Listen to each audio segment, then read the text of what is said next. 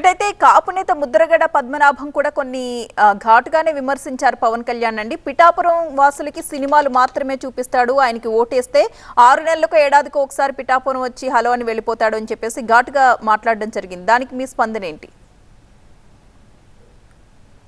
ఎవరండి అసలు ఆయన? కాదు మేడం, ఎవరు ఆయన? ఆయన గురించి చర్చించుకోవాల్సినంత గొప్ప వ్యక్తి ఆయన ఏమన్నా?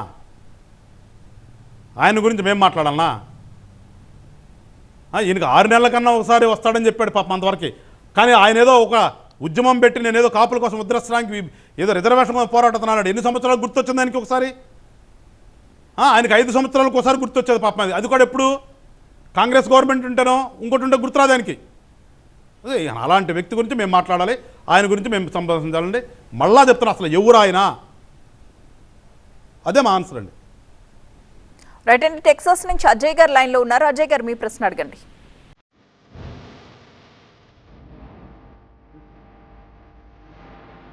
Name a place and there is a marathon. Running in the snow is a much more tougher thing than running just in the oil field.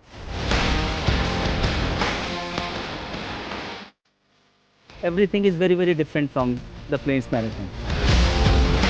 जहाँ से मेरे को लगा था कि it will be a piece of cake, उसके लिए बहुत मेहनत करनी पड़ती है, जैसे दिखता है वैसा होता नहीं है sir. It is definitely much more tougher.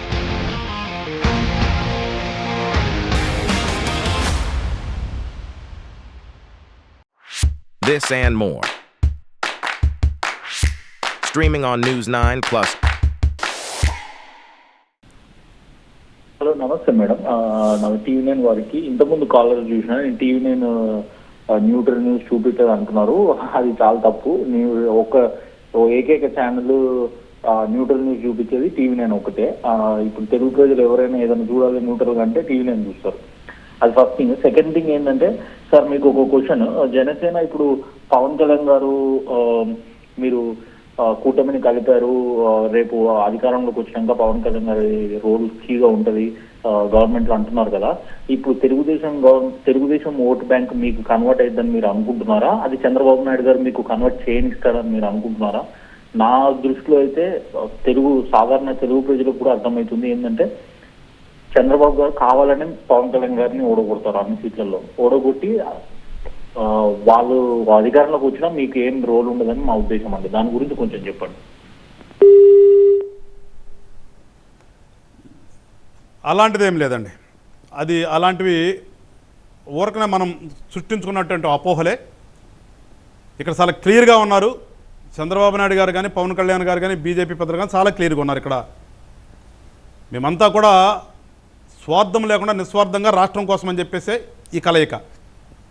ఇక్కడ పవన్ కళ్యాణ్ గారిని ఓడగొడతారు చంద్రబాబు నాయుడు అనేది పూర్తిగా అవాస్తవం. అది ఎందుకంటే ఒక క్రియేటెడ్ స్టోరీ అదంతా కూడా ఈ రాష్ట్రంలో. ఆ రకంగా క్రియేట్ చేస్తే లబ్ధి పొందాలని ప్రతిపక్షం అధికారంలో ఉన్న పార్టీ వాడు చెప్పే మాటలే కానీ అవి ఎక్కడ కూడా అట్లా జరగదండి. అట్లా ఎందుకంటే మేము నుంచి ఉంటుంది 21, వేరే అది వాళ్ళ నుంచి 144. మీరు అనే భావన వస్తే వాళ్ళు గెలవరు కదా. అలాంటప్పుడు మాది కూడా అవ్వదు కదా. సో అట్లా ఏం లేదండి. వాళ్ళ రాష్ట్రంలో ప్రజలందరూ కూడా కోరుకుంటుంది ఏంటంటే, ఒక మంచి ప్రభుత్వం, ఒక మంచి నాయకులు, పరిపాలన తెలిసినటువంటి నాయకులు ఉండాలి, నిస్వార్థంగా సేవ చేసే నాయకులు ఉండాలని కోరుకుంటున్నారు ఇవాళ. అందుకని ఖచ్చితంగా అవి మీరు మాట్లాడేవన్నీ కూడా జస్ట్ అపోహలే. అవన్నీ కూడా వాళ్ళు ప్రచారం చేసే వాళ్ళ సోషల్ మీడియాలో వచ్చే పిచ్చి పిచ్చి రాతలు కూతలు తప్పితే ఎక్కడా కూడా లేదు. ఇద్దరు నాయకులు కూడా, పవన్ కళ్యాణ్ గారు కానీ చంద్రబాబు నాయుడు గారు చాలా స్వచ్ఛంగా ఉన్నారు. ఎలాంటి అరమరికలు లేకుండా ఈ రాష్ట్రం అభివృద్ధి కోసం మన జీవితంలో ఒక రాజకీయ నాయకులుగా మనం చేయాలనే ఒక కృత నిశ్చయంతో ఉన్నారు. దానికి మేము సెంట్రల్ గవర్నమెంట్లో ఒక పాత్ర పోషిస్తున్నటువంటి బీజేపీతో కలిస్తే ఖచ్చితంగా ఇప్పుడు ఫెడరల్ సిస్టంలో సెంట్రల్ గవర్నమెంట్ నుంచి మనకు సహాయ సహకారం ఉండాలి కాబట్టి ఆ పని చేసి వెళ్ళాము. అది ప్రజలందరూ వీళ్ళు అర్థం చేసుకున్నారు. శుభ్రంగా ఖచ్చితంగా కూటమి గెలుస్తుంది. ఆంధ్ర రాష్ట్రాన్ని బాగు చేస్తాం. వెంకటేష్